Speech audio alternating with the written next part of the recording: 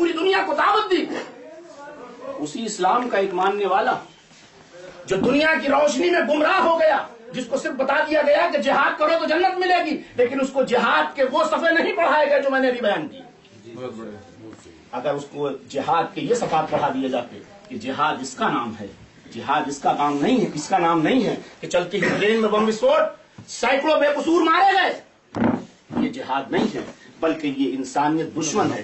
तो मेरी गुजारिश है हर आला अधिकारी और मीडिया से कि इस्लामी आतंकवाद के जुमले पर पाबंदी लगाई जाए। इस्लामी आतंकवाद न कल था, न आज है, और ना सुबह कयामत तक इस्लामी आतंकवाद दुनिया में हो सकता है, क्योंकि जिस मजहब की दावत पैगंबर इस्लाम ने दी वो मजहब की बुनियाद अमन पर है।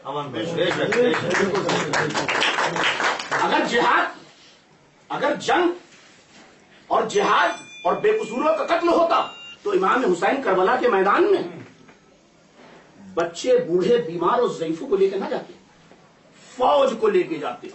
जब कहीं जंग होती है तो फौज जाती है, लेकिन मेरा इमाम जब करबला के मैदान में गया तो 6 महीने के लिए असगर को लेके गया, बीमार ज़ैनुल आबिदीन को लेके गया था, ज़ैनब, उम्मे कुलसुम जैसी बच्चियां मौजूद थी।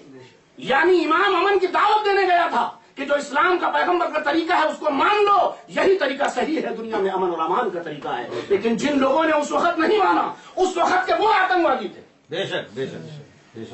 उस वक्त के वो आतंकवादी थे, और उन आतंकवादियों को अगर किसी ने खत्म किया तो वो भी इस्लाम ही था, किसी दूसरे मजहब से मुकाबला नहीं था। उनसे मुकाबला हुसैन का था, हुसैन के खानदान से था। हुसैन ने सब कुछ कुर्बान कर दिया, लेकिन उस आतंकवाद को पनपने नहीं, उसको दुनिया के लिए तबाही का मैसेज नहीं बनने दिया। और दुनिया में अबू जहल से बड़ा कोई आतंकवादी नहीं आया, ये याद रखना, जिसने पूरी इंसानियत को चैलेंज किया और हर वो काम किया जिससे पूरी दुनिया की इंसानियत की जाए। अगर उस अबू जहल को किसी ने कत्ल किया तो वो भी इस्लाम के नन्हे मुन्ने फर्जंद थे। यानी हमेशा आतंकवाद को अगर खत्म किया है तो इस्लाम के मानने वालों ने, क्योंकि इस्लाम का नजरिया है कि दुनिया में कामयाबी के लिए और आखिरत में कामयाबी के लिए जरूरी है अमन और तालीम।